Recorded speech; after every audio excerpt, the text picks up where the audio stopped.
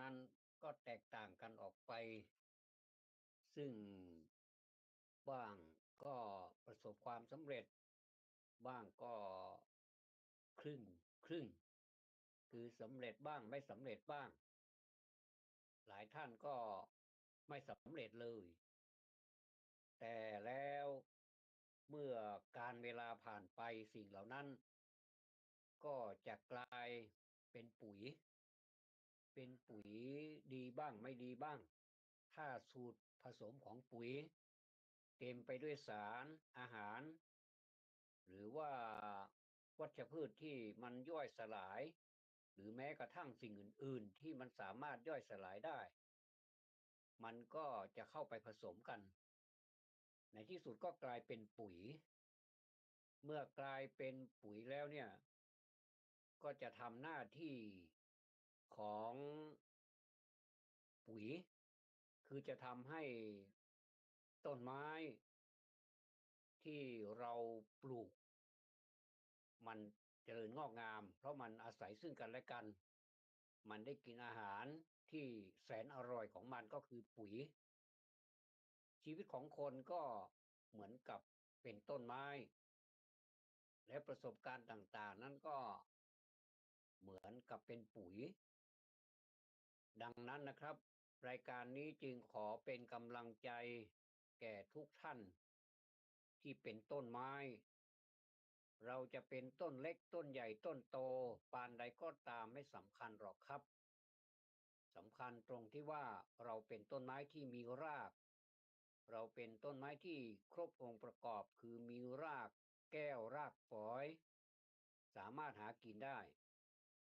ไม่จำเป็นเลยที่เราจะมี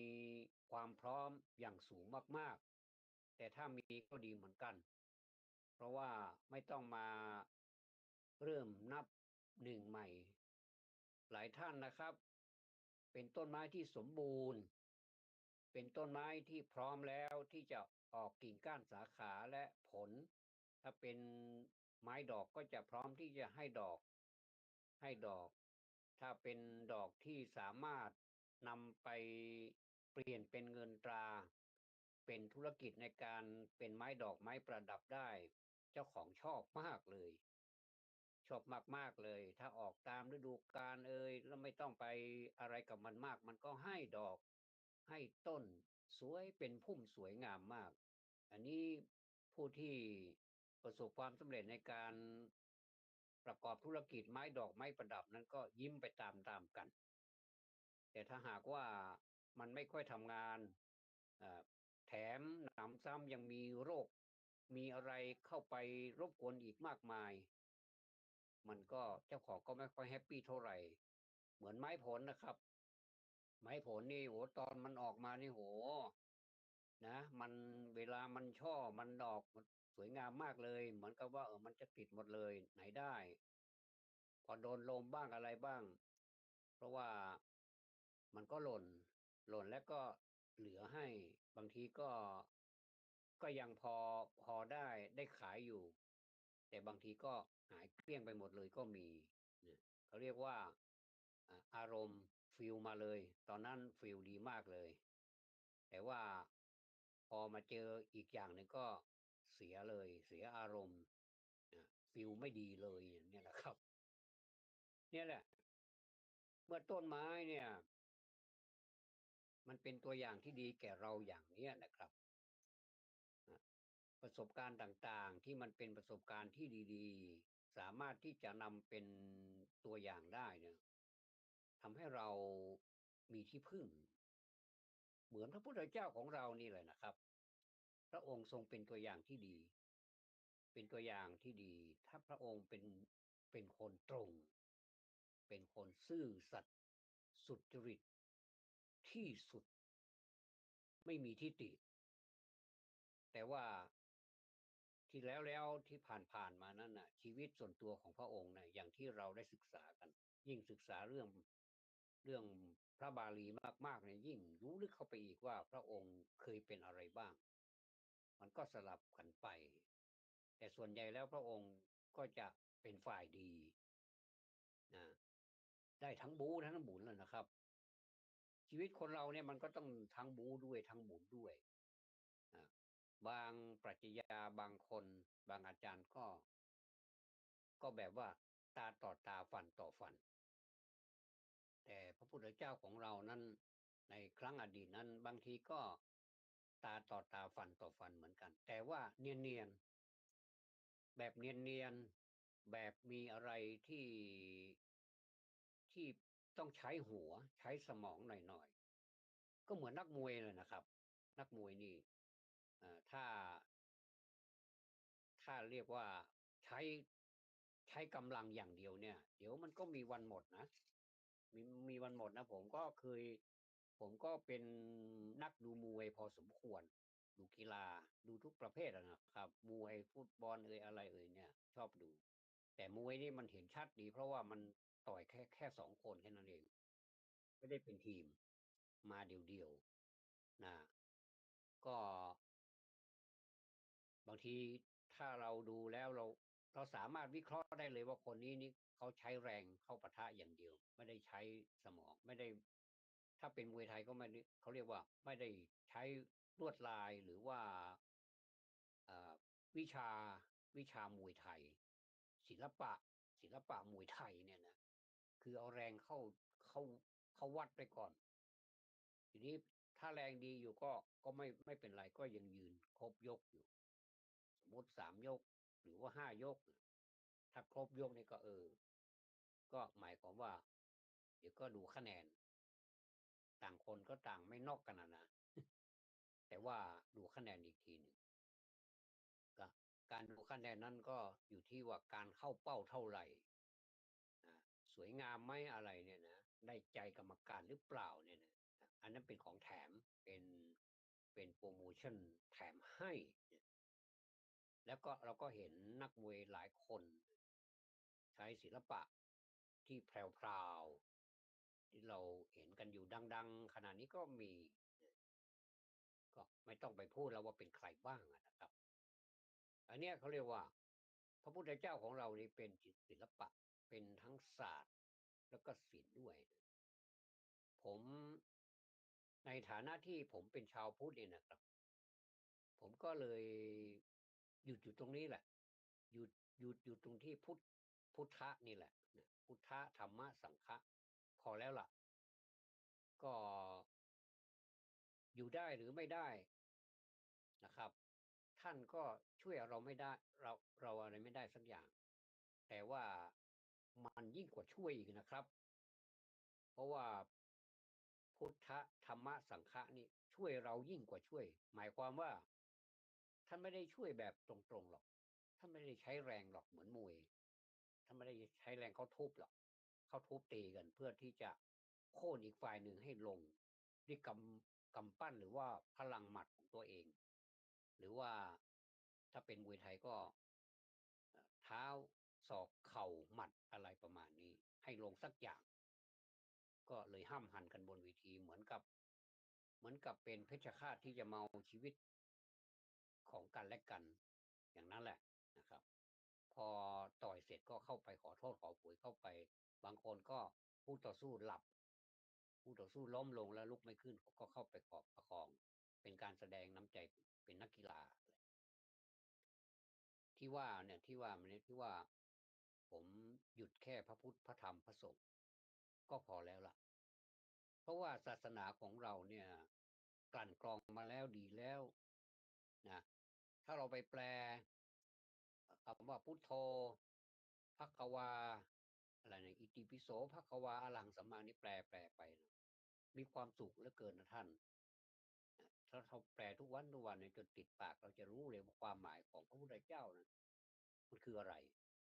ที่เราสวดกันทุกวันอิติปิโสภควาถ้าเราไม่แปลเราก็ไม่รู้นะว่ามันแปลว่าอะไรเราก็มาสงสัยอยู่เรียกว่าสงสัยกันอยู่คำนี้มันแปลว่าอะไรไม่ต้องเสียใจนะครับท่านผู้รู้ทั้งหลายแปลไว้หมดแล้วเดี๋ยวนี้หนังสือหนังหากันเยอะแยะไปหมดเลยโดยเฉพาะวัดวาอารามมีเต็มวัดเลยครับอ่ามีผู้นำไปพิมพ์ไปถวายกันเยอะแยะหมดเลยแต่ว่าจะมีคนอ่านหรือไม่นั้นผมก็ไม่รู้อาจจะมีอยู่ ยิ่งสมัยนี้นะยิ่งถ้าเป็นร้านหนังสือผมก็สงสารเหลือเกินนะร้านหนังสือนี่เป็นคลังของปัญญานะเป็นคลังของปัญญาทั้งปวงเลยท่านจะเข้าไปในนั้นท่านต้องการที่จะเป็นนักศิลปะใช่ไหมเป็นนักวาดหรือเปล่าเป็นนักเพลงเป็นนักเขียนเป็นนักวาดเป็นนักกีฬาอ่า เป็นนักก่อสร้างเป็นอะไรศิลปะอะไรทุกอย่างอยู่ในนั้นหมดเลยทั้งปากกาดินสอสมุดเอาชนิดไหนผลใส่รถก็เอารถมา1 คันนี่มันไม่พอใส่หรอกถ้าจะซื้อจริงๆเหมาไปเลยก็พอมาถึงยุคนี้แล้วผมว่ายุคนี้เป็นยุคที่อะไรอะไรเชือดเฉือนกันจนล้มนั่นระเนระนาดกันไปหมดแต่ว่าที่ยืนอยู่ได้นี่ก็ผมว่าด้วยใจจริงๆนะท่านยังเขายังประกอบธุรกิจนี้ตั้งแต่ปู่ย่าตาทวดมาแล้วเขาก็อยู่ได้แสดงว่าเขายืนอยู่ได้ไม่หวั่นไหวต่อแรงกระเพื่อมหรือว่าแรงกระทบต่างๆที่เข้ามาทำให้แบบต้องสั่นสะเทือนอะไรสักอย่างหนำซ้ำยังขยายกิจการให้มันหนักเข้าไปอีกอันนี้แสดงว่าสู้สู้กันในระหว่างที่พายุของความเจริญนี้มันเข้ามาพัดโหมกระหน่ำอย่างแรงเลยนะครับเนี่ยท่านผมเองนะผมผมเป็นพูดเองนะเป็นผู้พูดเองว่าเรามาแค่พุทพุทธะธรรมะสังฆะนี่ก็ได้แล้วล่ะก็ได้แล้วล่ะเพราะว่าเป็นเป็นสรณะอันประเสริฐนัตถิเมสรนังอันยังพุทโธเมสรนังวรังเอเตนะสัจจวัชเชนะโหตุเตโหตุเมชยมังคลังก็เป็นเขาเรียกว่าถ้าแปลก็คือพระพุทธเจ้าเป็นประเสริฐแล้วประเสริฐสารนังสารนังอันยังสารณะอื่นของข้าพเจ้านี่ไม่มีสารนังอันยังนะแล้วก็พุทโธเมสารนังวรังสารณะอื่นประเสริฐยิ่งกว่านี้ไม่มีหรอกพระพุทธเจ้าเป็นสารณะอันประเสริฐของข้าพเจ้าพระธรรมก็เหมือนกันพระสงฆ์ก็เหมือนกันเนี่ยเป็นสารณะอันประเสริฐของข้าพเจ้าแค่นี้ชาวพุทธทั้งหลายก็มีความสุขแล้วนะครับเราไม่จำเป็นที่จะต้องหาสารณะอื่นมาประดับอีกมันเป็นเพียงแค่เครื่องประดับเหมือนกับว่าถ้าเราจะพูดไปถ้าเปรียบเทียบไปเหมือนกับว่าเราแต่งเนื้อแต่งตัวดีแล้วล่ะนะแต่งเนื้อแต่งตัวดีดีพอใช้อ่ะนะเสื้อผ้าก็ไม่ได้เกี่ยวกับยี่ห้อหรอกขอให้มันสุภาพเข้าไว้แล้วก็แต่งตัวไม่ให้มันแบบคือไม่ให้มันแบบไม่สมควรอย่างเนี้ยก็ไม่สมควรที่จะทำก็แต่งตัวให้มันสุภาพอย่างนี้เราก็ดูดีแล้วล่ะนะแล้วท่านสังเกตเห็นไหมเวลาคนปฏิบัติธรรมเนี่ยนะเขาเอาใจปฏิบัตินะเสื้อผ้าไม่ได้เกี่ยวนะเสื้อผ้านี่ถ้าเป็นไปได้เขาบอกว่าต้องใส่ชุดขาวก็ได้ก็โอเคนะ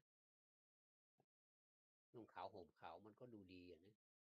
แต่ว่าถ้าไม่มีแล้วทำไงผมว่าถ้า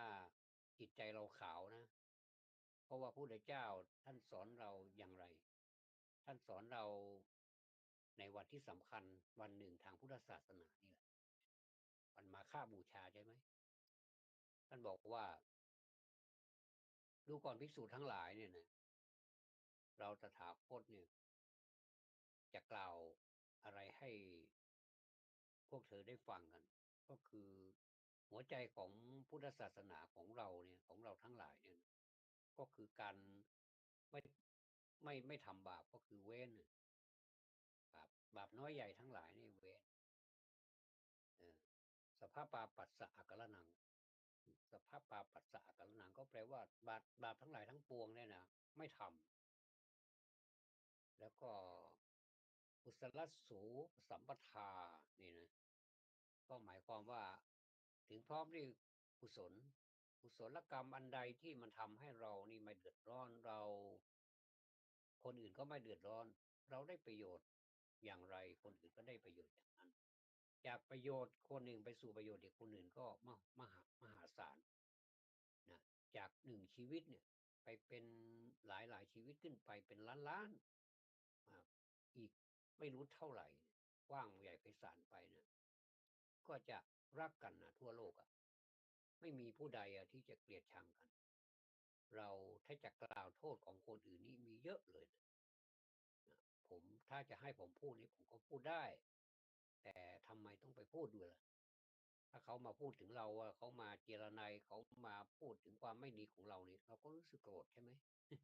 เราก็รู้สึกโกรธเราอารมณ์ไม่ค่อยดีหรอกถ้าอารมณ์ไม่ดีแล้วเดี๋ยวมันก็เกิดการกระทำอย่างใดอย่างหนึ่งที่จะต้องทำให้คู่ต่อสู้นั้นเจ็บแสบซะมั่งอะไรประมาณ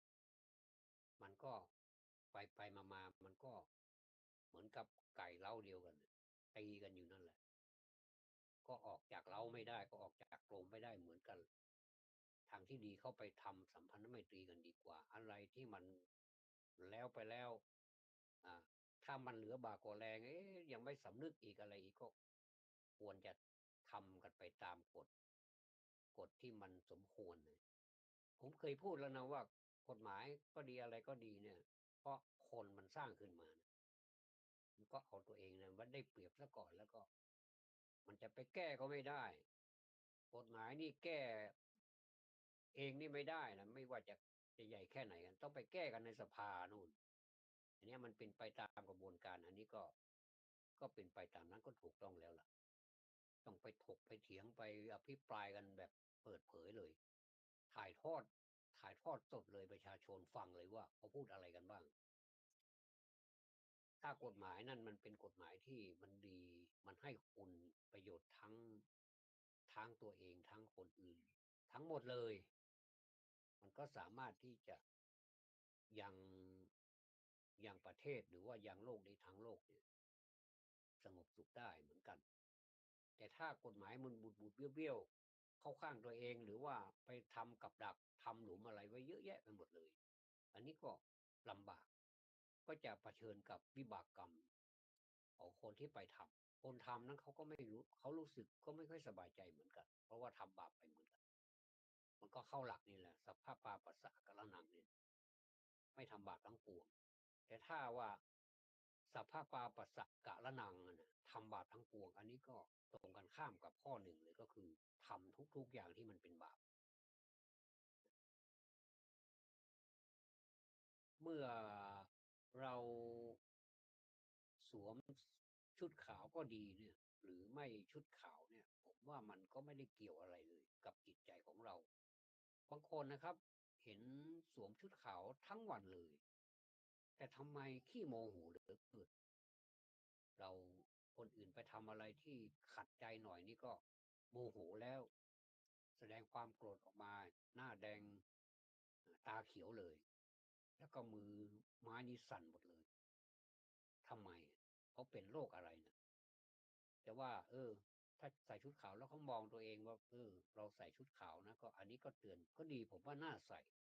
แต่ถ้าว่าใส่ไปแล้วเนี่ยนะครับไม่ได้มีประโยชน์อะไรเลยผมว่าก็ไม่ควรใส่อะไรก็ได้ไม่ให้มันน่าเกลียดแค่นั้นเองเป็นมนุษย์ก็เสื้อผ้ามันก็เป็นแค่สมมุติแค่นั้นเองไม่จำเป็นต้องบังคับให้ใส่สีนั้นสีนี้นะอันนี้มีคนพูดให้ผมฟังผมก็เลยมาพูดให้ฟังว่าท่านเห็นด้วยหรือเปล่าถ้าเห็นด้วยหรือไม่เห็นด้วยก็เป็นเรื่องของท่านจะพิจารณาเองนะครับว่าการนุ่งการห่มขอให้มันเป็นมิดชิดให้มันสุภาพเรียบร้อยสมกับที่เราเป็นผู้ปฏิบัติธรรมหรือว่าจะเดินเหินอะไรไปข้างนอกถ้าถ้าในบ้านอันนี้ก็เป็นเรื่องของสิทธิส่วนบุคคลไม่ได้ว่ากันนะยิ่งสมัยนี้ละโอแบบสบายนะไม่มีอะไรที่จะไปห้ามได้ว่าใครจะแต่งแบบไหนอันนี้เป็นเรื่องสิทธิส่วนบุคคลแต่อย่าลืมนะครับว่าออกไปข้างนอกแล้วมันไม่ใช่ส่วนบุคคลนะมันเป็นสาธารณะนี่ก็แล้วแต่เอาฝากไว้ก็แล้วกันนะครับไม่อยากจะเถียงไม่อยากโต้อะไรออกไปแล้วแต่ว่ามันก็ มาหยุดตรงนี้แหละหยุดตรงที่ว่าเราไม่ทำบาปเนี่ยมันมีอะไรบ้างมันเป็นทุกอย่างแล้วนะครับ การยุให้ยุแยงตะแคงรั่วขุดคุยเรื่องราวอะไรต่างๆเนี่ยมันเป็นที่มาของความเดือดร้อนทางนั้นเลยแต่ถ้าเราค่อยๆพูดค่อยๆจาค่อยๆเตือนกันก่อนว่าสิ่งนี้มันไม่ดีนะเราก็พูดกันอย่างบางทีเราฟังการประชุมโอ้นะผมว่าเสียเวลานะถ้าเป็นประชุมแบบชาวบ้านธรรมดานี่มันก็ไม่ได้ใช้งบประมาณอะไรมากมายบางทีก็ศาลาวัดบางทีก็โรงเรียนบางทีก็ห้องประชุมสถานที่ที่เขาเรียกว่าศาลาอเนกประสงค์ประจำหมู่บ้านอะไรประมาณเนี้ยก็ไม่เท่าไหร่ใช้ไฟใช้ฟืนพัดลมเอ่ยอะไรเอ่ยก็ไม่เท่าไหร่แต่ถ้ามันเป็นที่แบบมโหฬารที่มันเป็นแบบเทคโนโลยีอะไรสารพัดเนี่ยถ่ายทอดครั้งหนึ่งแล้วก็เยอะเหมือนกันนะครับอันนี้เขาเรียกว่าเราอย่าให้มันเสียประโยชน์นี่มันจะเป็นที่มาของคำว่าประโยชน์ตนประโยชน์ท่านประโยชน์ท่านที่ไหนก็คนอื่นประโยชน์ตนก็คือของตัวเราถ้าประโยชน์ท่านก็หมายถึงว่าสาธารณะทั่วไปคนอื่นๆด้วยรวมทั้งของแผ่นดินด้วยอะไรเนี่ยซึ่งเป็นสมบัติร่วมกันเนี่ยนะครับผมก็เลยได้มาพูดให้พวกเราได้ฟังกันว่าจริงๆแล้วอะไรก็ไม่สำคัญเท่าจิตใจเรานะครับถ้าจิตใจเราดีจิตใจเราเพอร์เฟกต์นะจิตใจเราขาวอย่างในหัวใจพุทธศาสนาข้อสุดท้ายนะจิตใ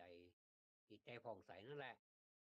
อันนี้มันแปลได้หลายอย่างแต่ส่วนมากผมมักจะคิดจะใช้คำว่าขาวรอบเพราะว่าคำว่าขาวรอบนี่มันมองเห็นภาพชัดนะครับถ้าจิตใจผ่องใสเนี่ยบางทีก็ไปตีความเป็นอย่างอื่นตีความว่าเป็นบ้าบ้างอยู่ดีๆก็ยิ้มเนี่ยเคยพูดมาแล้วนะอยู่ดีๆก็ยิ้มทั้งวันนะยิ้มอะไรยิ้มทำไมไปถามก็ไม่รู้เรื่องว่ายิ้มอะไรบางทีก็หัวเราะออกมาบ้างยิ้มก็ไม่รู้นะเขาอาจจะปฏิบัติตามข้อ3ก็ได้เขาอาจจะเป็นอย่างที่คนอื่นมองก็ได้เพราะฉะนั้นนี่ผมก็เลยหลีกเลี่ยงหน่อยหลีกเลี่ยงมาใช้คำว่าข่าวรอบซึ่งก็ไม่ได้แปลเองหรอกนะครับที่ผู้รู้ในภาษาบาลีบอกว่าข่าวรอบนะสัจจิตตปริโยทนังนะในที่สุดนะข้อ3นั่นแหละข่าวรอบหรือว่าบริสุทธิ์สุดๆนะหรือว่าผ่องใสแจ่มใสว่ากันไปสิ่งที่มันดีๆงามๆที่มันแบบมองแล้วมันสบายตาหรือว่าทำให้เกิดความสบายใจอันนั้นเรียกว่าเป็นข้อ3ก็คือข่าวรอบนั่นแหละนะครับขอให้เรานำไปประพฤติจริงๆเถอะแล้วมันก็จะเกิดผลจริงๆนะไม่ได้เป็นการสร้างภาพอะไรหรอกเราทำความดีนี่มันเป็นการสร้างภาพไหมนี่เราก็ไม่ต้องการที่จะมีใครมาถ่ายรูปเราไม่ต้องการคือเราทำดีมันดีอยู่แล้วนี่เราก็รู้แก่ใจของเราแล้วว่าเราทำดีมันจำเป็นด้วยหรือที่เราจะต้องไปเป่าประกาศให้คนอื่นรู้ว่าข้าทำดีนะข้าทำดีนะไม่ต้องก็ได้ในขณะเดียวกันก็เหมือนกันการทำบาปแม้แต่คุณจะซุกอยู่ที่ไหนคุณจะแบบยังไงคุณจะรับแค่ไหนมันก็รู้อยู่ดีอย่างน้อยที่สุดเราไม่มีคนที่มาร่วมกระบวนการกับเรานะเราทำเองนะเราทำบาปอะไรสักอย่างน้อยใหญ่ก็แล้วแต่คนอื่นเขาไม่รู้นะแต่เรามองเห็นตัวเองเนี่ยโอ้อันนี้เขาเรียกว่ามาในหลักของอิริโอตตัปปะเลยล่ะนะอิริแปลว่าความละอายแก่ใจเนี่ยนะไม่มีใครอยู่กับเราสักคนนี่นะเออมีมดมีแมงเป็นเพื่อนแค่นั้นเองเขาก็ไม่รู้ภาษาเราเราก็ไม่รู้ภาษาเขาแต่เราทำบาปเองเนี่ยเราทำไม่ดีเองเนี่ยเราก็สามารถรู้ได้นี่เขาเรียกว่ามีหิริหิริคือความละอายแก่ใจไงแล้วก็โอตตัปปะคือความเกรงกลัวต่อบาปที่เราทำไปเนี่ยในขณะเนี้ย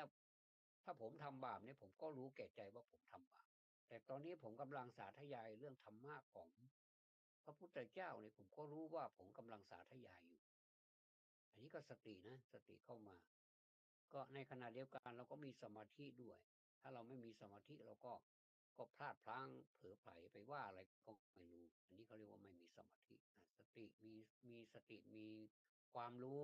พอสมควรที่จะถ่ายทอดให้ผู้อื่นรู้ได้ก็ไม่อยากจะเป็นเรียกว่าไม่จำเป็นที่จะต้องมีคนกล่าวถึงว่าคนนั้นคนนี้พูดดีคนนั้นคนนี้ทำดีไม่ต้องเลยถ้าเราทำดีแล้วเราพูดดีแล้วเราคิดดีแล้วเราก็สามารถที่จะรู้ด้วยตัวเราเองเลยในขณะเดียวกันถ้าเราพูดไม่ดีแล้วเราทำไม่ดีแล้วเราคิดไม่ดีแล้วมันก็รู้แก่ใจของเราเองถ้าเราคิดตามว่าวันนี้เราทำอะไรบ้างวันนี้เราทำสิ่งที่เป็นประโยชน์ให้แก่ตัวเองไหมเป็นประโยชน์แก่คนอื่นไหมอันนี้ก็เป็นเรื่องที่เราคิดทบทวนนะบางทีผมก็สะดุดเหมือนกันเพราะว่าที่หน้าปัดนี่มันอะไรก็ไม่รู้ขึ้นเต็มนี่เลยผมก็เลยไปไล่ลบมันก่อนคืออันนี้ก็เป็นมารอย่างหนึ่งเหมือนกันนะเวลาที่เรากำลังสนทนาสาธยายเรื่องธรรมะอยู่เนี่ยมักจะมีอะไรก็ไม่รู้เข้ามาแบบกวนใจอยู่เรื่อยเลยแต่เราก็ต้องบางทีเราก็ต้องหลับตาซะพูดก็พอละเราก็ได้ยินเสียงตัวเองว่าเราพูดอะไรบ้างการหลับตามันก็ดีไปอย่างนะไม่ต้องเห็นนะเพราะว่าหน้าจอนี่มันจะสว่างตลอดนะครับเวลาที่เราจัดรายการไปแล้วเนี่ยถ้าเราไปมองที่หน้าปัดหน้าจอของโทรศัพท์เนี่ยที่เรากำลังจะดำเนินรายการอยู่เนี่ยทำให้เราเหวได้เหมือนกันเหมือนกับเราดูตลกนะมีการร้องเพลงเอ่อเพลงใดเพลงหนึ่งคนหนึ่งก็ขึ้นต้นมาแล้วคนหนึ่งก็เอาไปแบบทำนองหนึ่งในที่สุดมามันก็ดูดกันกลายเป็นเพลงอีกคนหนึ่งไปเลยไม่ใช่เพลงเก่าแล้วก็ฉันใดก็ฉันนั้นเหมือนกับเราถ้าเราจัดรายการนี้ถ้าเราไม่มีสมาธิเนี่ยเดี๋ยวมันก็เป็นไปตามที่เขาขึ้นหน้าจอก็พูดไปตามนั้นเลยก็จะหาประโยชน์ไม่ได้ก็จะรักษาประโยชน์การพูดนี้ไว้ให้มากที่สุดเพราะว่าผมว่า1 ชั่วโมงเนี่ยมันเป็นเวลาของการเดินทางไป60 นาทีนะครับ60 นาทีนี้ก็ไม่มากมายเท่าไหร่แต่ว่าเราก็จะใช้60 นาทีนี้ให้เป็นประโยชน์มันก็ไม่ถึงหรอกนะครับเราก็เผื่อให้รายการต่อไปเขาได้ดำเนินรายการก็ก็ช่วยกันก็หลายทัศนะก็เป็นธรรมะของพุทธเจ้าทางนั้นนะครับแต่มันจะมีความแตกต่างที่วิธีการถ่ายทอดมันเป็นอย่างไรมันอย่างเนี้ยนะครับแล้วก็ถือว่าเราก็ไม่ต้องไปมองคนนั้นมองคนนี้ว่าเป็นอย่างนั้นอย่างนี้ไม่มองนะครับเดี๋ยวก็ผู้ฟังก็จะตัดสินเองว่าเราพูดธรรมะเนี่ยเราพูดธรรมะจริงหรือเปล่าหรือว่าเราจัดเพื่ออะไรหรือเปล่าเอาล่ะผมจะขออนุญาตเปลี่ยนเรื่องราวเคยพูดเรื่องไฟนะครับเคยพูดเรื่องไฟนี่เคยพูดบ่อยเหลือเกินไฟนี่สระไอไม้มลายไม้มลายแล้วก็ฟอฟันว่าไฟนี่ก็คือสิ่งที่มันเกิดประโยชน์บ้างไม่เกิดประโยชน์บ้างเกิดประโยชน์เกิดคุณอนันต์แล้วก็เกิดโทษมหันต์ในส่วนของการเกิดโทษเนี่ยนะครับเกิดโทษนี้ก็จะมีไฟที่เรียกว่าราคะราคะที่เป็นไฟความอยากที่เป็นไฟความโกรธที่เป็นไฟ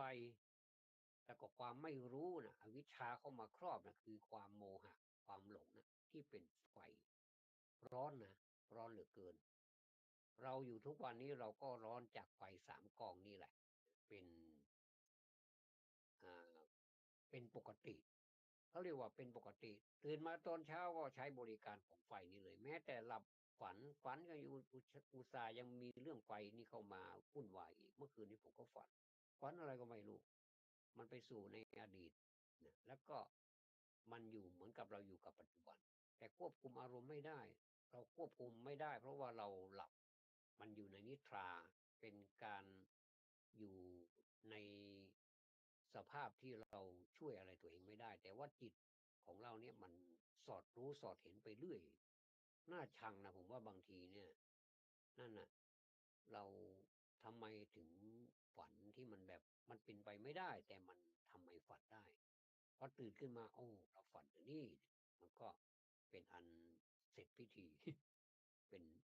เป็นการจบไปแล้วในขั้นตอนนั้นเราบางทีเราก็ไม่สามารถที่จะเล่าตั้งแต่ต้นมาเลยนะว่าเราฝันอะไรบ้างบางทีก็ฝันหลายๆอย่างในคืนเดียวกันอันนี้แสดงว่าจิตใจของเรานี่ขนาดเรานั่งสมาธิแล้วนะเราเดินจงกรมแล้วนะเราทำจิตให้ผ่องใสแล้วนะทำไมมันถึงเป็นได้ขนาดนี้แสดงว่าจิตนี่ควบคุมยากครับ เพราะฉะนั้นเราควบคุมต่อไปแต่ผมไม่ใช้วิธีควบคุมผมใช้วิธีตามดูจิตว่าจิตขณะนี้เราเป็นอะไรเนี่ยเราก็ติดตามดูมันไม่ใช่ไปกักมันไว้ยิ่งกักจิตนี้ยุ่งใหญ่เลยนะผมว่ายิ่งยุ่งใหญ่เลยอย่าไปทำดีกว่าใครทำแล้วก็แล้วแต่ท่านนะครับแต่ว่าวุ่นวายไหมเก็บกดไหมเก็บกดนะเก็บกดนะจิตเนี่ยมันไม่ใช่เรื่องที่เราจะไปกักไปขังมันง่ายๆแล้วมันดิ้นได้แล้วมันเป็นนามธรรมมันสามารถจะเล็ดรอดไปได้ไม่ว่ามันจะมีอะไรกำแพงกั้นอะไรนี่มันทะลุไปหมดเลยเพราะฉะนั้นเรื่องจิตนี่นะโอ้โหเป็นเรื่องที่ถ้าเราควบคุมดูจิตของเรานี่เหมือนกับปลอกกล้วยเข้าปากนี่นะโอ้โหปลอกกล้วยเข้าปากเนี่ยมันก็จะดีมากๆเลยแต่ผมว่ามันมีนะครับพระอรหันต์เอ่ยพระอริยสาวกผู้ที่มีความหลุดพ้นทั้งหลายเนี่ยนะครับท่านสามารถที่จะไปตามดูจิตแล้วก็สามารถประคองจิตไปได้เยจิตังสัญญเมตสันติโมกขันติมาระพันธนาผู้ใดจักระวังจิตผู้นั้นจักหลุดพ้นจากบ่วงแห่งมารนี่เป็นสุภาษิตในพระพุทธศาสนาถ้าเราระวังจิตได้เนี่ยจิตมันก็จะตรงจิตมันก็ไม่วอกแวกจิตมันก็จะเดินทางไปดีถึงแม้ว่าจะฝันหน่อยก็คนเรามีสิทธิ์ฝันได้เพราะว่าจิตมันมีหลายดวงไงมันก็เที่ยวไปแล้วไปเจออะไรมันก็มาบอกเจ้าของมันมาบอกให้ให้ตัวเรานี่แหละซึ่งกำลังไม่รู้เรื่องรู้ราวอะไรเนี่ยบางทีก็นอนกรนเสียงดังอึกครึกโครมเต็มบ้านเต็มช่องไปหมดเลยมันกลางค่ำบางคืนมันเงียบนะครับดับไฟมืดแล้วก็นอนก็ยังลงสีเคลื่อนที่นะโอ้โหเสียงดังคือโครมไปหมดเลยเนี่ยแสดงว่าเราไม่รู้เรื่องว่าเราโกรธเนี่ยเรามาเถียงคนอื่นว่าเราไม่โกรธเราก็ไม่รู้นะว่าเราโกรธหรือเราไม่เราฝันคนอื่นก็ไม่รู้คนอื่นฝันเราก็ไม่รู้ต่างคนก็ต้องไม่รู้กันอันนี้แหละที่ว่าถ้าจิตมันดีเนี่ยมันถึงเวลาฝันเนี่ยมันก็ฝันสิ่งที่งามๆที่มันดีๆก็มีนะครับก็ฝันดีก็มีก็ผู้ปฏิบัติธรรมนี่ยังมีสิทธิ์ฝันเลยไม่ใช่ว่าเขาจะไปตามเก็บจิตหมดเลยว่าไม่ให้ฝันนะไม่ได้นะคนที่ปฏิบัติธรรมนี่ก็ยังมาพูดเรื่องความฝันบางทีก็ทำมันเป็นหนังสือมาบอกว่าวันนั้นนิมิตว่าอย่างนั้นนิมิตว่าอย่างนี้ก็ยังฝันเรื่องฝันนี่เป็นเรื่องปกติของคนทั่วไปนะยิ่งใกล้ๆกับวันที่1กับวันที่16เนี่ยยิ่งอยากจะฝันที่มันเป็นเพอร์เฟกต์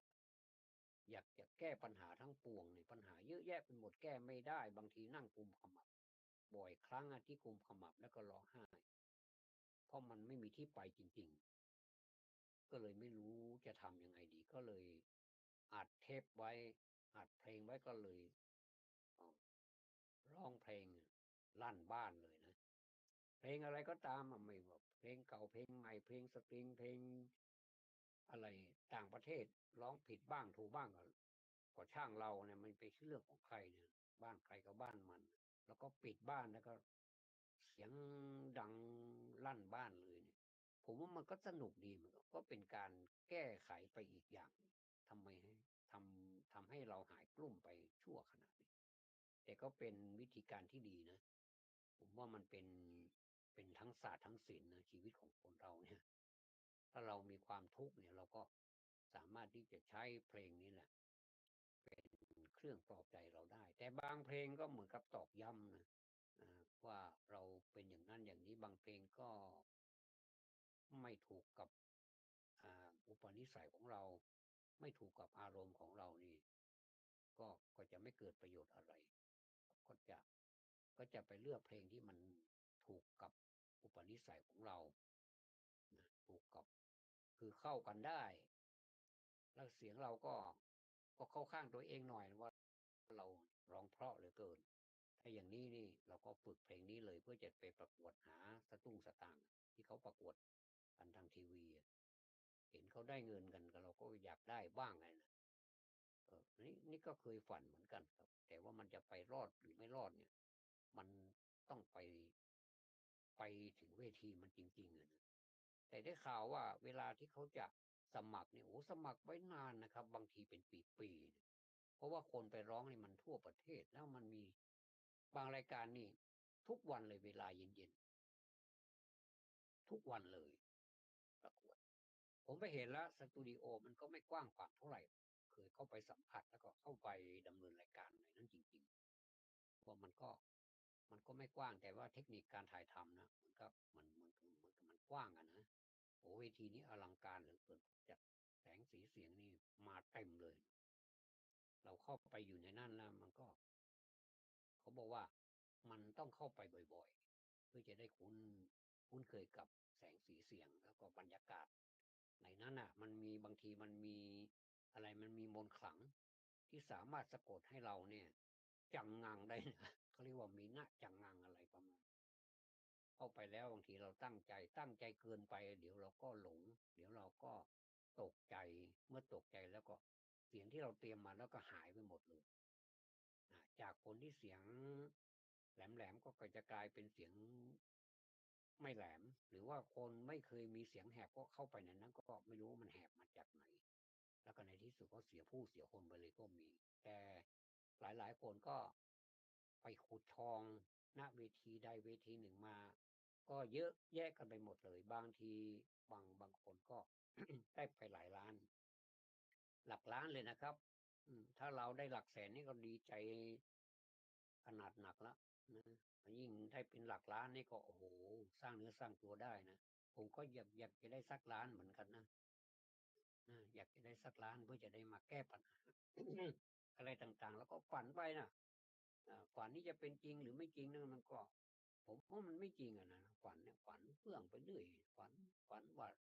ได้อย่างนั้นได้อย่างนี้ตกใจตื่นไปอ้าวนี่มันกูฝันไปนี่หว่าเนี่ย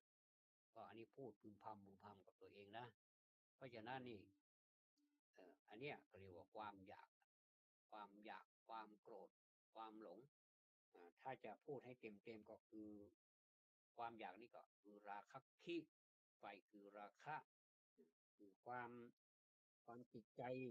ความกระสันความอยากได้อะไรนี่ก็เรียกว่าราคะคิราคะเอามาบวกอักขิราคะแปลว่าความอยากได้อักขิแปลว่าไฟคือความอยากนั่นแหละนะครับ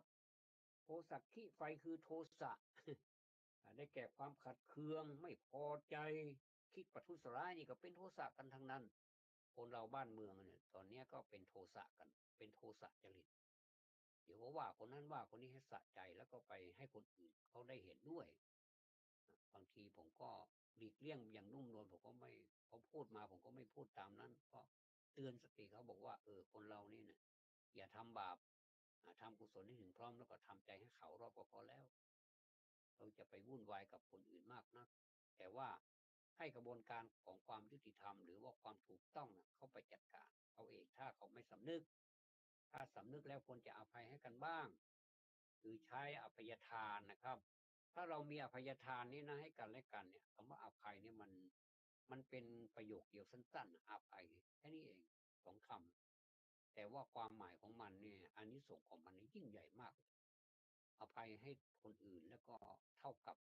ค ลดล็อกความโกรธความโทสะอะไรต่างๆออกหมดเลยเหมือนเราก็เขาก็ถูกพันธนาการด้วยเหล็กโซ่ขนาดใหญ่พันธนาเขาเรียกว่าโซ่ตรวนนั่นแหละขนาดใหญ่เลยเวลาเดินไปได้ยินเสียงไหมซักเอ๊ะนักโทษอ่ะเขาก็คือนักโทษ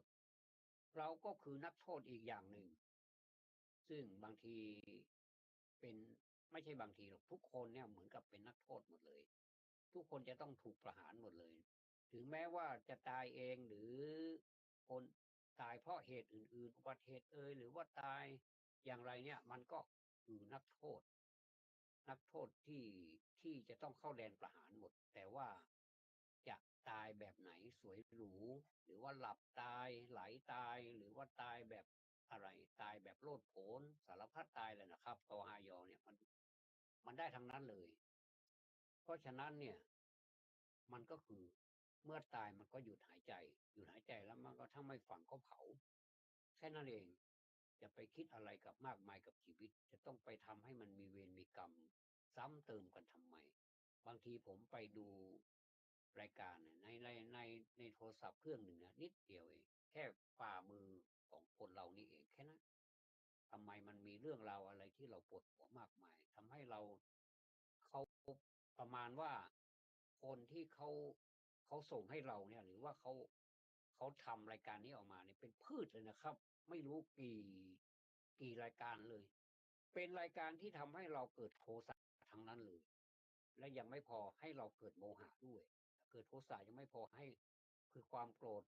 ความขัดเคืองความไม่พอใจที่ประทุษร้ายเนี่ยต่างๆนานาอีกด้วยแล้วก็มันก็จะนำไปสู่โมหะคือไฟคือโมหะคือโมหะคินี่แหละได้แก่ความหลงไม่รู้ไม่เข้าใจสภาวะของสิ่งทั้งหลายตามเป็นจริงคนเรานี่มันมีทั้งเท็จทั้งจริงนะครับไม่งั้นเขาจะเรียกว่าข้อเท็จจริงได้อย่างไรมันก็ต้องเป็นไปตามกระบวนการยุติธรรมผมอยากให้ท่านเปาบุญจิ้นกลับมาเกิดเหลือเกินก็คงจะสนุกกันละนะเพราะว่าท่านไม่ได้เห็นแก่หน้าอินทร์พรหมทั้งนั้นเลยใครก็ได้ขอให้ทำผิดมาท่านจัดการทั้งนั้นเลยแล้วมันก็ดีแต่ว่าผมก็มาสงสารคนถูกฆ่านะบางทีก็น่าจะให้ไปรับโทษตลอดชีวิตหรืออะไรเนี่ยก็นานไปเป็นนักโทษชั้นดีก็จะกลายเป็นแบบลดไปในที่สุดก็ออกมาเป็นคนดีของสังคมได้เหมือนกันอยากจะให้ใช้กระบวนการนี้ก่อนแต่นี่มันก็ดีเบ็ดเสร็จเด็ดขาดไปเลยมันก็ดีเลยถ้าใช้คำว่าประหารก็เป็นอันนิติตังนะครับอันนี้พูดไปโน่นเลยนี่แหละนะครับก็3อย่างนี้แหละคือคือไฟราคะไฟโทสะไฟโมหะเนี่ยนะเคยพูดมาบ่อย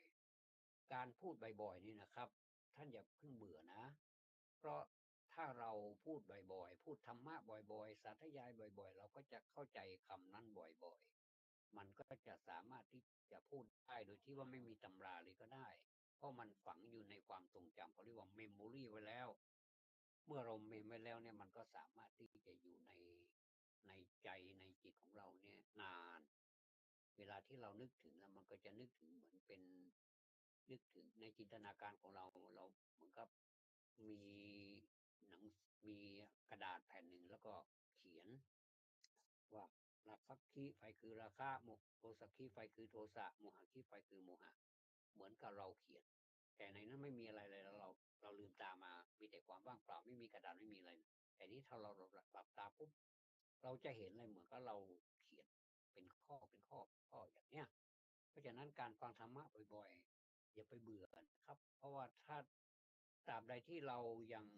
ยังสนใจที่จะพูดถึงธรรมะบ่อยๆอันนั้นแหละเป็นสิ่งที่ดีก็เรียกว่าความทรงจำแล้วก็ฟังบ่อยๆสุตตะเป็นผู้ฟังนะครับก็คือเป็นผู้ฟังด้วยเขียนด้วยศึกษาด้วยดูไปเรื่อยๆแล้วก็ทำไปตามนั้นมันก็จะเกิดทักษะติดตามมาทั้งหมดเลยทั้งฟังทั้งพูดทั้งเขียนทั้งคิดอะไรเนี่ยต่างๆมันก็จะจำได้นะเหมือนกับมหาปรริญญาเวลาเราพูดภาษาบาลีมาตัวหนึ่งเนี่ยท่านขยายไปใหญ่โตเลยนะบอกว่า ภาษาบาลีประโยคเดียวนี่สามารถที่จะแปลเป็นได้ตั้งหลายอย่างแม้แต่กตัญญูกตเวทีนี่ก็ยังแปลเป็นนิพพานได้เนี่ยผมก็แปลกใจเหมือนกันว่าทำไมไปแปลได้พอท่านจะสาธยายออกมาว่าอ๋อมันคืออะไรนี่มันคืออะไรก็เราก็มันเหนือฟ้ายังมีฟ้านะครับเราก็เลยอ๋อเราจะไปเข้าใจความหมายอย่างเดียวเนี่ยแสดงว่าเราเนี่ยผมว่าตัวเองนะปัญญาเราตื้นละเราต้องอย่ากันนั้นเลยเราต้องศึกษาให้มากๆแล้วก็ในขณะเดียวกันอย่าบ้าศึกษาอย่างเดียวแล้วไม่ได้ทำอะไรเมื่อปริยัติเราบ้าปริยัติอย่างเดียวเราก็จะบ้าล่าใบประกาศล่ารางวัลอะไรเนี่ยมันก็ไม่ค่อยดีนะแต่ถ้าเขาให้เราก็รับไม่ให้ก็ไม่เป็นไรก็เป็นการให้ชีวิตให้รางวัลตัวเองมาอย่างดีแล้วก็คือสิ่งที่เราได้รับก็คือปัญญาความรู้อะไรต่างๆนะมันมากกว่าผลประโยชน์ที่เราได้อย่างอื่นนะครับแต่ก็ไม่ได้ว่ากันนะใครให้นี่ก็ถือว่าท่านเมตตาแล้วล่ะนะเหมือนกับพระเถระให้อะไรแก่พระผู้น้อยก็เราก็เข้าไปกราบท่านด้วยความดีใจเขาเนี่ยเรียกว่า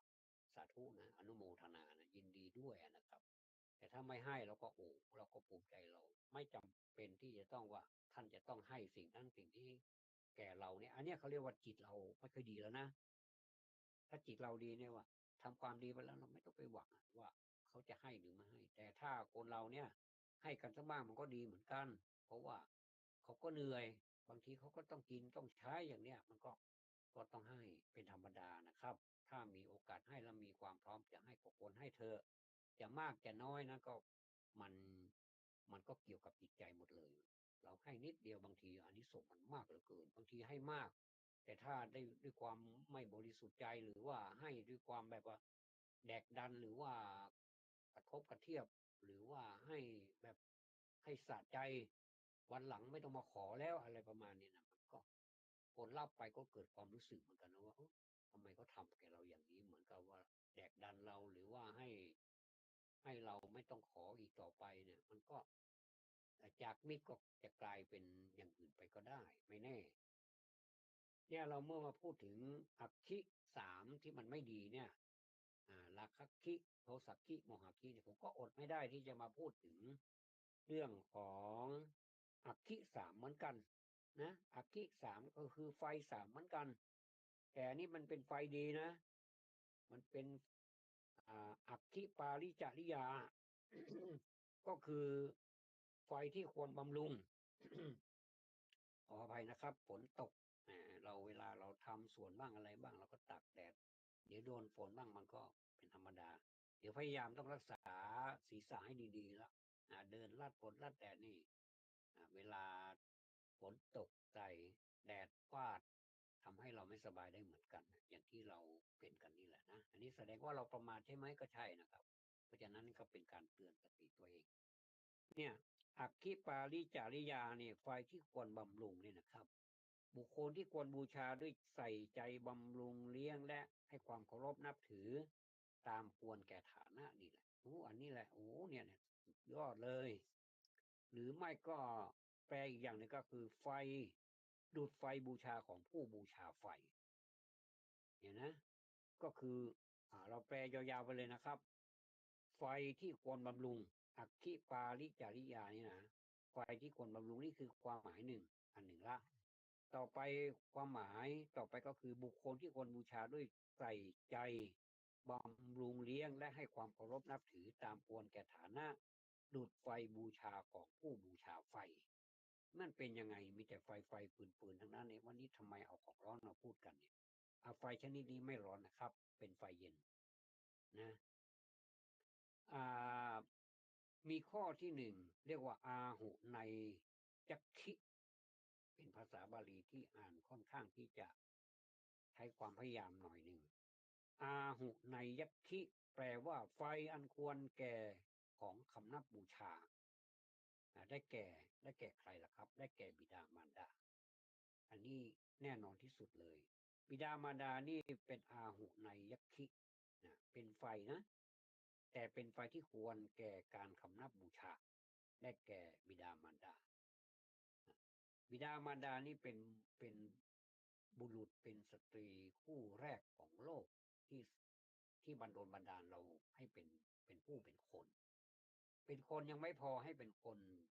ที่ดีด้วย มีคุณสมบัติในการที่จะเป็นคนต่อไปและพัฒนาในความเป็นคนให้เป็นไปสู่มนุษย์นะจากเป็นมนุษย์แล้วก็จะเป็นเทวดา แล้วก็จะวนเวียนอยู่แถวเนี้ยถ้ายังไม่ไปนิพพานซะก่อนเพราะว่าเป็นมนุษย์เป็นเทวดาเป็นคนเป็นมนุษย์เป็นเทวดาก็วนเวียนอยู่แถวนี้ถ้าเป็นพระอริยเจ้าท่านก็เบื่อหน่ายว่าทำไมมันวนอยู่แถวนี้น่าเบื่อเหลือเกินเวียนหัวนะอยากจะให้มันเลิกเลยนะบอกท่านก็ตัดไปเลยเปรี้ยงเดียวเลยก็เลยไม่ต้องวนอยู่ในแถวคนมนุษย์เทวดาคนมนุษย์เทวดาไม่ต้องอยู่ละเบื่อนะมีแต่ปัญหาเยอะแยะมาตัดเปรี้ยงเลยนะอันนี้เขาเรียกว่าบิดามารดานี่เป็นไฟอันควรแก่การคำนับบูชาคำนับบูชาอย่างไรนั้นนะครับท่านก็ควรจะทำอย่างไรท่านก็ไปปฏิบัติตามสมควรแก่การปฏิบัติแก่บิดามารดาข้อ2ขหะปัตตคิเนี่ยไฟของเจ้าบ้านโอ้เจ้าบ้านนี่ก็มีไฟเหมือนกันเหรอก็มีนะสิหุงต้มทุกวันทำไมงั้นนี่สามีจะได้ทานข้าวหรือไม่ใช่ไฟของเจ้าบ้านนี้ได้แก่บุตรภรรยาและคนในปกครองคนที่อยู่ปกครองเรานี่พวกที่เป็นทีมงานของเรานี่ก็ก็ใช่นะทีมงานเนี่ยอย่างรับเหมาก่อสร้างเนี่ยทีมงานนี่ก็เป็นผู้ที่อยู่ในปกครองของหัวหน้าผู้ที่ปกครองในช่างรับเหมาในหัวหน้านี่ต้องเชื่อฟังเขาบุตรภรรยาก็ต้องเข้าใจกันเรียกว่าไฟในบ้านไฟของเจ้าของบ้านนะต่อไปนี่ทักขิโนยักขิไฟอันควรแก่ทักษิณาอันนี้มีแก่ใครบ้างได้แก่สมณพราหมณ์สมณพราหมณ์ก็คือหมายถึงพระสุสามเณรนี่แหละท่านผู้ที่ทำหน้าที่สั่งสอนพดุงธรรมผู้ประพฤติดีปฏิบัติชอบที่ว่าสาวกสังโฆอุชุปฏิปันโนสาวกสังโฆผู้พระสงฆ์สาวกเป็นผู้ซื่อตรงเป็นผู้ปฏิบัติดีแล้วอะไรเนี่ยนี่เขาเรียกว่าทักขิโนยักขิเนื่องจากเวลามันก็เดินผ่านไปเรื่อยๆผมก็ขอเป็นหัวข้อและความหมายเพียงแค่นี้ก่อนวันข้างหน้าถ้าเรามีโอกาสเราก็จะอธิบายเพิ่มเติมให้เข้าใจมากกว่านี้แต่ผมคิดว่าท่านผู้ฟังนี่ก็เป็นผู้ที่มีพื้นฐานดีกันอยู่แล้วแต่ว่าผมมาในฐานะที่มาทบทวนให้พวกเราได้ฟังกันเท่านั้นเองนะครับก็ขอให้ธรรมะของพระพุทธเจ้านี่เมื่อผ่านโสตะคือการฟังเข้าไปสู่การฟังเก็บเมมไว้เรียบร้อยแล้วก็ขอให้เข้าไปสู่การปฏิบัติด้วยแล้วก็ขอให้เป็นประโยชน์สุทธิผลสำเร็จประโยชน์แก่ทุกท่านด้วยนะครับแล้วก็ผมก็จะแถมให้อีกอย่างหนึ่งว่าคนเราเนี่ยนะถ้าเอากระแสหรือว่าไม่เอากระแสเนี่ยมันจะแตกต่างกันมากเลยเหมือนปลานะครับระหว่างที่ปลาที่ว่ายตามกระแสน้ำเนี่ยเห็นน้ำมันไหลไปทางไหนก็ว่ายไปตามเหมือนกับน้ำที่ไหลไปเขาก็ไหลไปตามน้ำเนี่ยแสดงว่าเนี่ยปลานี่ใช้ไม่ได้ แล้วก็กับปลาที่ว่ายทวนน้ำก็หมายความว่า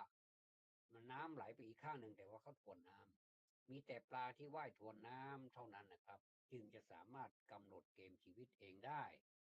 โดยมีความรู้คือครีบความพยายามคือหางรวมกันเป็นแรงผลักดันให้ว่ายไปถึงปลายฝันได้อันนี้คือปลา2 ชนิดแค่ปลานี่ก็แตกต่างแล้วนะครับก็อธิบายหน่อยหนึ่งก็คือคนเราถ้าไปตามกระแสให้คนอื่นมาจูงให้เราไปตามกระแสเราก็จะไปตามกระแสเขาเหมือนเราเป็นปลาที่ไม่มีคุณค่าอะไรก็ไหลไปตามน้ำเนี่ยครับแต่กับปลาที่เขาทวนน้ำคือฟังแล้วก็สักแต่ว่าฟังแต่ไม่สนใจเราแต่ก็ดูนะก็ฟังนะแต่ทำใจเป็นกลางๆเป็นสมาธิเป็นธรรมะไม่ให้เป็นเวรเป็นภัยต่อใครทั้งสิ้นดูแลตัวเองให้ดีซะก่อนเนี่ยนะอันนี้เขาเรียกว่าปลาทวนน้ำเราสามารถที่จะกำหนดเกณฑ์ชีวิตให้เราดีขึ้นอย่างไรนี่เราสามารถทำให้มันเกิดขึ้นได้แต่ไม่ใช่เร็วลงนี่อันนี้ปลาไปตามกระแสน้ำไหลไปตามน้ำ โดยมีอะไรครับครีบเนี่ยครีบปลานี่ปลามันจะมีครีบของมันเนี่ยนะคือทวนน้ำได้คือว่ายไปได้โดยใช้ครีบนี่แหละเหมือนกับมันเป็นมือมันว่ายไปด้วยความแข็งของครีบนั่นแหละเราจะสังเกตเห็นไหมเวลาเรากินปลามันจะมีครีบอยู่แข็งมากเลยใครกัดเคี้ยวไม่ได้นะมันแข็งมากเลยต้องเว้นแล้วก็ความพยายามเนี่ยคือหางของมันเนี่ยหางของมันเนี่ยเหมือนกับเป็นหางเรือเนี่ยเป็นผู้ดัดไปจะไปซ้ายไปขวาในหางมันจะต้องแข็งแรงนะรวมกันแล้วมันก็เป็นแรงผลักดันให้ว่ายไปตามไปทวนน้ำขึ้นไปเนี่ยถึงปลายฝันและก็ไม่ยกเลิกความตั้งใจไปเรื่อยๆจะถึงไหนก็ถึงกันถึงเวลาตายแล้วก็แล้วไปตายแล้วก็เดี๋ยวมีโอกาสจะมาพูดถึงเรื่องอายุวันหน้าสุขาภละซึ่งมีความสนุกมีความสำคัญมากเลยว่าทำไมคนเราต้องการอายุวันหน้าสุขาภละกันมากมายเหลือเกินสำหรับวันนี้ขอบพระคุณในการติดตามรับฟังธรรมะสวัสดีครับ